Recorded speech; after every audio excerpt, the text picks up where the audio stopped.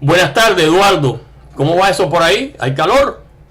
Buenas tardes, Ismael, ¿cómo está? ¿Todo bien? Todo bien. Poco de calor como siempre. Ok, me alegro mucho, porque el calor es bueno, claro, no mucho, ¿no? Entonces, yo prefiero el frío.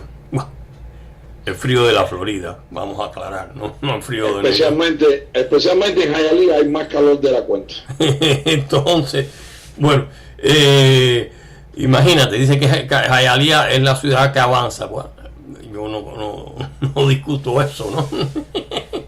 Entonces, bueno, óyeme, déjeme presentarte a nuestros radios oyentes. Hoy tenemos aquí a Eduardo René Casanova Ealo. Es un escritor de origen cubano, residente en el sur de la Florida. Y ha recibido una primera mención en el concurso de cuentos Ernest Hemingway y el premio de poesía Calendario 1998 con su libro Navegación Impasible, publicado en Cuba y en España. Es autor también del poemario Al otro lado del mundo, poemas desde el exilio, y de la novela en preparación El polvo rojo de la memoria. Y Eduardo, primero vamos a empezar por el principio, ¿no? ¿Cómo te iniciaste en la literatura? ¿Qué te atrajo en ella? A decir verdad, fue una hepatitis viral a la edad de 12 años. Y te lo confieso sin temor a que me confundas con Carlos Camilo, que es el personaje de esta última novela, El polvo rojo de la memoria. Carlos Camilo siempre está exagerando un poco las historias, pero la realidad es que fue una hepatitis porque yo debía guardar reposo para curarme de la enfermedad, y cuando todos se iban de la casa, mi madre me dejaba solo, se iba a trabajar a la tienda en aquella casita humilde que teníamos en Quemado de Winnie, una casita que estaba cerca del parque, y el patio de la casita daba para el antiguo local, para el patio del antiguo local de la biblioteca. La biblioteca en algún momento la abandonaron por su mal estado, y yo lo que hacía era violar las reglas del medio y me escurría por el patio, entraba por una de esas ventanas medio rotas y tomaba cuanto libro quería. Coño. Pero los libros estaban allí. La biblioteca estaba cerrada, pero los libros estaban ahí. Cerraron la biblioteca, pero la dejaron con todo adentro. Oh my God. Vacía, llena de comején, de hormigas, etc. Yo, por supuesto, me leí cuantos libros quería, pero siempre los tenía que devolver porque yo le tenía un miedo a mi abuelo Antonio, que todo el mundo lo conoce ahí en el pueblo. Le tenía más miedo a mi abuelo que a la policía. Ya después, cuando uno va haciéndose un poco mayor, empieza a recibir influencias. Una de ellas fue un profesor que tuve en el pre de Motembo, y me gusta hacer hincapié en los detalles porque de los lugares, porque como he trabajado y he vivido en muchos lugares de Cuba, pues muchos me conocen. Este profesor me inculcó mucho los cuentos, a que yo leyera muchos cuentos, que empezara por los cuentos. Especialmente me hablaba mucho de Hemingway, de Cortázar y de todos los grandes escritores de los cuentos. Ya después, con el tiempo, cuando regreso para Trinidad a trabajar en los museos, ahí nos reuníamos los pintores, los trovadores y los poetas amateurs para leernos los textos. Y entre texto y texto nos tomábamos una botellita de ron, y era un grupo bastante ameno. Creo que ahí fue donde empezó a crecer la voluntad para escribir para otros. Y de ese tiempo te puedo decir que no hubo nada significativo excepto un libro, para honor a la verdad, muy pequeño, que obtuvo el premio de la revista Verde Olivo, que tú sabes que es la revista de las Fuerzas Armadas de Cuba. Fue un libro que yo titulé Las Cartas del Hijo de Teresa, y en aquellos años era la guerra de Angola. Yo lo envié con la intención de recordar a mi hermano, que lo habían enviado como soldadito de plomo a pelear en esa guerra, y que un día regresó, como a su tiempo regresó Melquiades al caserío de Macondo, enfermo y consumido por la fiebre y los espantos de la guerra. Bueno, ese fue el primer librito. y ahí pude ver por primera vez mi nombre en una publicación. Eso es un momento inolvidable. Es la primera vez que ves tu nombre con la letra impresa. Sí. Con el tiempo me mudé de Trinidad para Guanajay, y la que era mi esposa en ese entonces se enferma de cáncer y me da por escribir, como quien dice, parafraseando a Fayad Hamis cuando dijo aquel poema de que de tantos golpes que nos da la vida. Bueno, ese golpe de la enfermedad mortal de mi esposa me condujo a sentarme a escribir, y fue el momento en que empezó a nacer Navegación Impasible, un libro que yo estuve escribiendo por 10 años aproximadamente, 8 o 10 años, y es el libro que coge premio Calendario en la misma época en que también sale mi primer cuento, que recibe la primera mención del concurso de NG. Y bueno, oye, ¿me puedes hablar algo de ese concurso de cuentos de Ernest Hemingway? Que cuando tú recibiste es decir, que recibiste una mención dentro con ese cuento, ¿me puedes hablar algo de eso? El concurso de cuentos de Ernest Hemingway es un concurso muy interesante, porque es un concurso que está apoyado por la asociación de Ernest Hemingway de aquí de Estados Unidos y la Finca de la Vigía, y es un concurso nacional al que participan escritores importantes. Este cuento no fue un libro de cuentos lo que yo envié al concurso, fue un cuento súper larguísimo que yo le puse de título El último juicio de Carlos Camilo. Carlos Camilo es el mismo personaje que vuelvo a retomar ahora en mi última novela, El Polvo Rojo de la Memoria. ¿Quién es Carlos Camilo? Es un joven que lo mandan a estudiar a Rusia, y cuando regresa, en pleno periodo de la perestroika, se da cuenta de lo que había estudiado no le sirve para nada, para la sobrevivencia que se había instaurado en la isla. Y la única opción que Carlos Camilo encuentra es montarse en una balsa para salir huyendo de Cuba. Y en la travesía él empieza a reflexionar sobre las cosas de la vida, de todo lo que le ha pasado en en el pueblo. Y aunque en el cuento Carlos Camilo muere, al final uno se da cuenta que el que está narrando es un náufrago, que está muerto. Yo lo revivo por esa obra y gracia, maravilla de la literatura, lo revivo en mi novela, esta nueva última novela, y lo saco a la vida otra vez de nuevo. Lo que resulta interesante del cuento de Carlos Camilo es que obtuvo la primera mención en ese concurso, es que no lo publicaron en ninguna revista. No, con ese tema que va. Era el año 1994, estaba la crisis de los balseros, la segunda crisis, o la tercera, o la cuarta, y había un ambiente extraño, y ese cuento nunca se llegó a publicar. Déjame hacerte una pregunta. Tu novela, El Polvo Rojo, está ya al salir. Bueno, como nosotros no estamos tan lejos, colega, porque bueno, comparado con bueno, pero recibir esa novela por aquí, ¿no? En algún momento nos podemos encontrar para tener esa novela, ¿no? La novela El Polvo Rojo, así como el libro de poemas Al Otro Lado del Mundo, ya está a la venta en Amazon.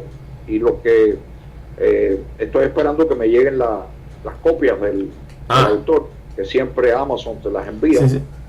Y por supuesto le voy a llevar copias de los dos ejemplares a Creatividad Internacional, y también una auto con mi firma directamente dedicada a ti por todo este esfuerzo que estás haciendo en apoyo. Oye, qué bien, está muy interesado en ese polvo rojo, usted comprende, porque el tema es muy interesante.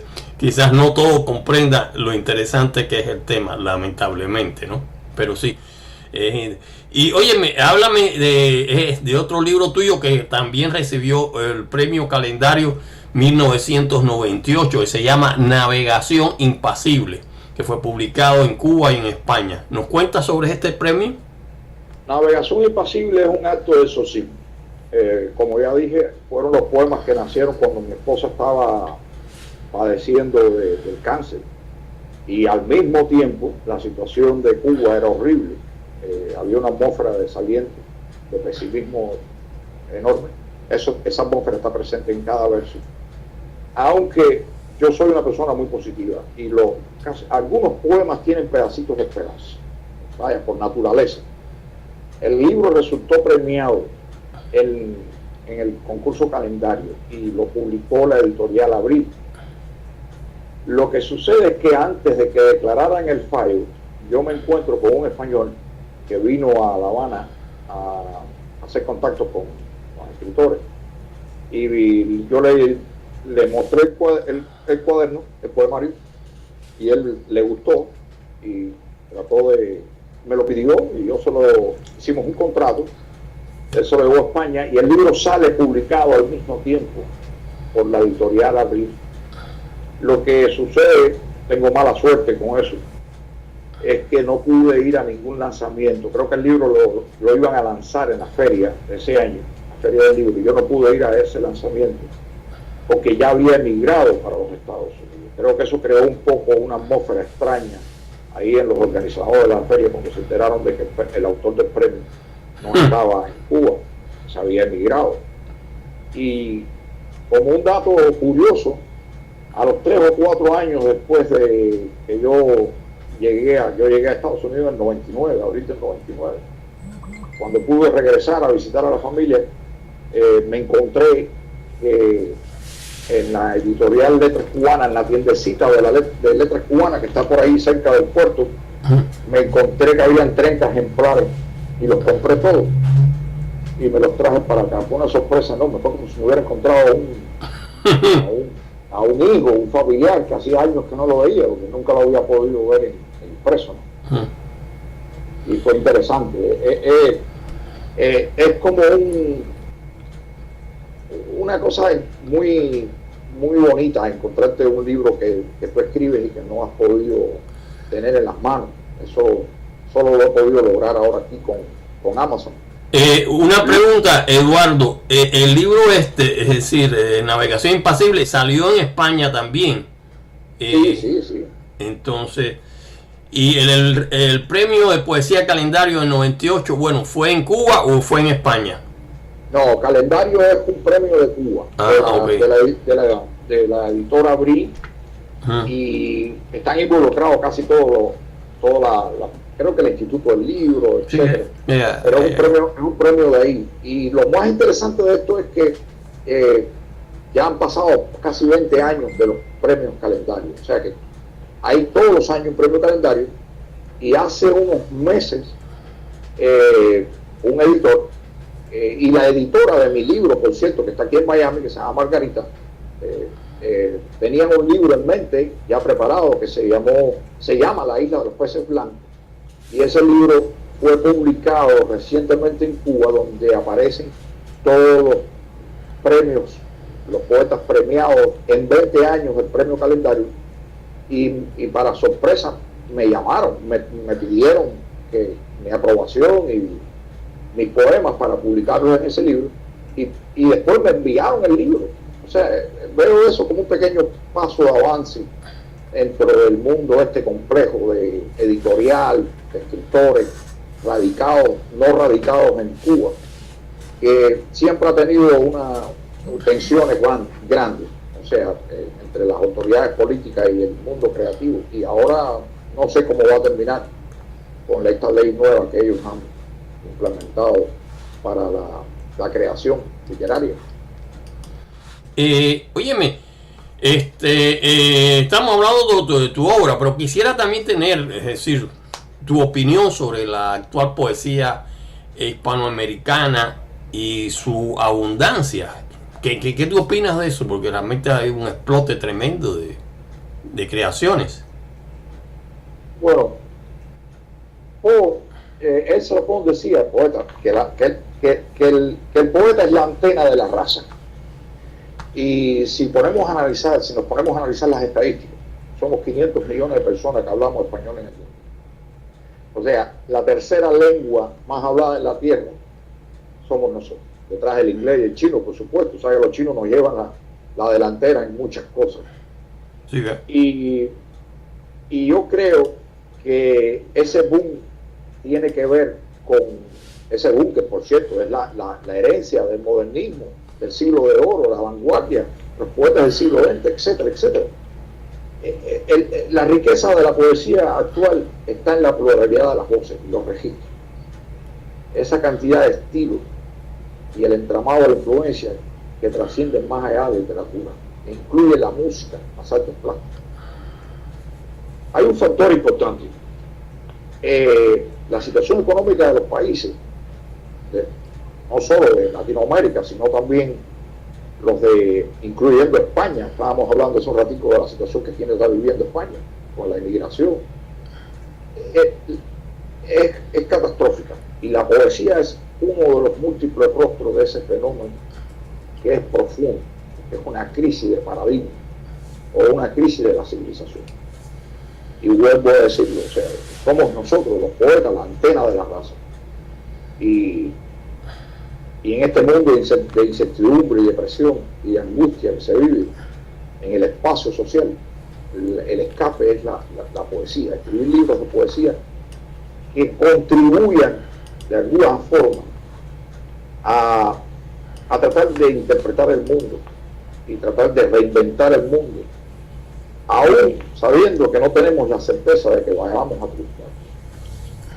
En mi libro de poemas, Al otro lado del mundo, yo me acerco a ese movimiento. Me siento contento tratando de acercarme a ese movimiento, porque yo trato de ofrecer respuestas, interpretaciones del mundo al mismo tiempo que me lo cuestiono. Y creo que la mayoría de los poetas de la actualidad están haciendo eso. El dato significativo de esta etapa es que hay un gran movimiento de mujeres poetisas. Hay una enorme cantidad de mujeres escribiendo poesía. Y eso me da una alegría inmensa, porque la mujer sabe retomar los temas con una belleza que seduce y arrastra al lector, al mismo tiempo que impone y motiva las formas.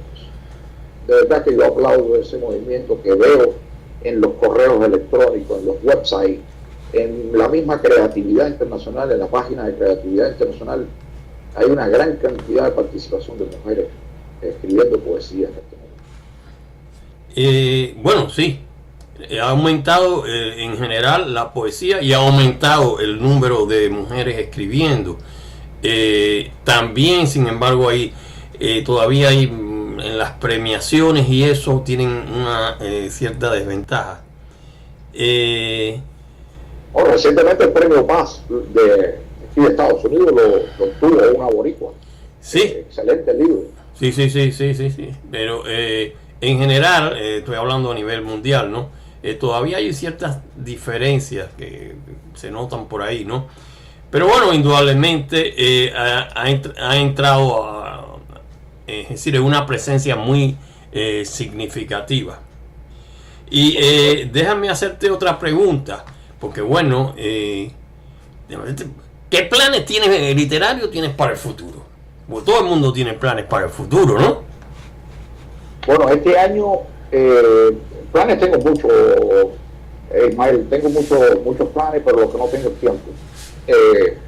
En este año yo acabo de publicar estos dos libros de poemas, Al otro lado del mundo, que está a la venta en Amazon, lo pueden encontrar ahí con facilidad, y también la novela, El polvo rojo de la memoria, que ha tenido un éxito tremendo de ventas. En menos de una semana se han vendido 113 libros, que es una cifra considerable para un mercado como el de Estados Unidos.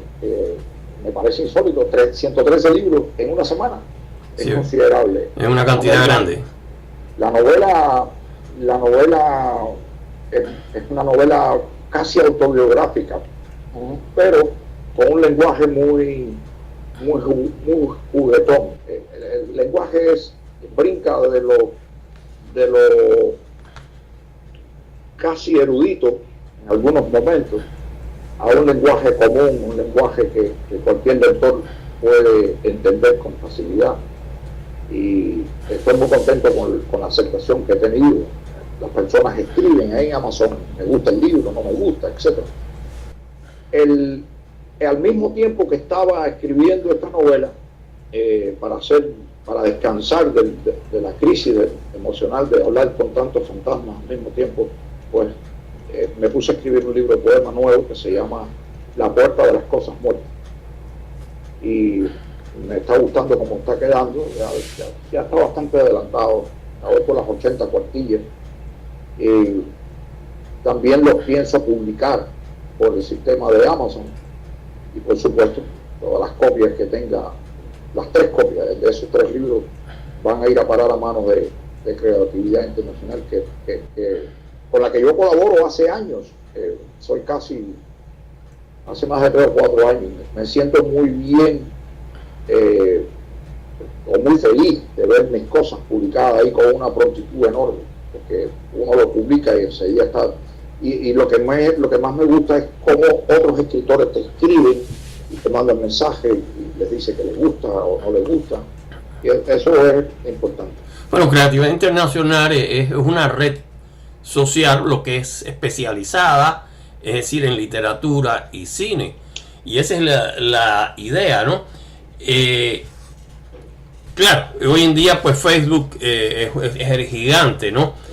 Pero indudablemente es algo, en Facebook entran muchas cosas que en Creatividad Internacional es algo mucho más especializado, ¿no? Y claro, ya llevamos 9 años y medio, que es un montón de años, ¿no? Y me interesa mucho y muy interesante todo eso. El Polvo Rojo pues es un libro que estamos esperando, ¿no? Y bueno, yo estoy ahora escribiendo mi cuarto, era primero una trilogía, pero ahora ya va para la cuarta. Se ha convertido la trilogía de los Matías Pérez, se ha convertido en una tetralogía, pues estoy escribiendo el cuarto versión. Entonces, todos en diversos lugares, entre Los Locos, que bueno, ahí fue donde llegó Matías Pérez, no te voy a decir la ciudad, pero a lo mejor la conoce. Después Regresa a Casa, y después, bueno, Los Días en Invierno, que ya es algo más seleccionado, ¿no? En fin, uno piensa que ya terminó, pero sigue escribiendo, ¿tú sabes? Esta es la cosa del escritor, ¿no? Entonces, hasta que un final termina, pero ya tú sabes que no se puede más. Decía un amigo mío que esto era que se sufre pero no se suelta, porque uno se sienta y empieza a escribir y no le gusta y vuelve otra vez y realmente da placer después, pero cuesta mucho trabajo y mucho sudor. Claro, es decir, y es realmente es decir, en la inmensa y mayoría de las veces la recompensa no es exactamente como la recompensa que se ve en otras profesiones, ¿no? Pero hablando de recompensas, hay también recompensas morales o recompensas de tipo que te hacen un poco feliz. Por ejemplo, yo tomé la decisión que las ventas de Polvo Rojo de la Memoria, yo las voy a donar al San Jude, al hospital de niños, que hace un esfuerzo enorme por salvar las vidas de niños que están enfermos de cáncer.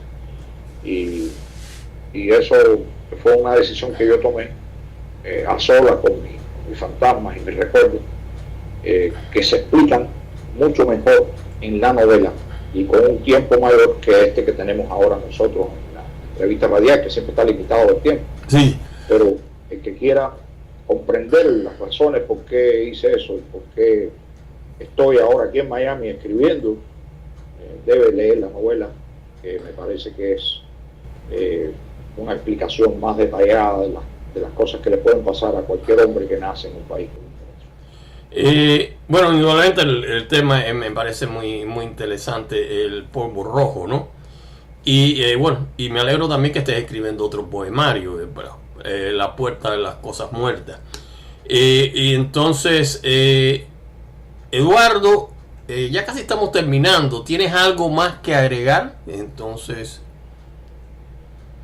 No, lo que quisiera es que Miami, que es una ciudad tan multicultural, tuviera espacio donde los escritores pudieran compartir sus libros, firmarle los libros a sus amistades, a los lectores, y de eso se está perdiendo, es una lástima.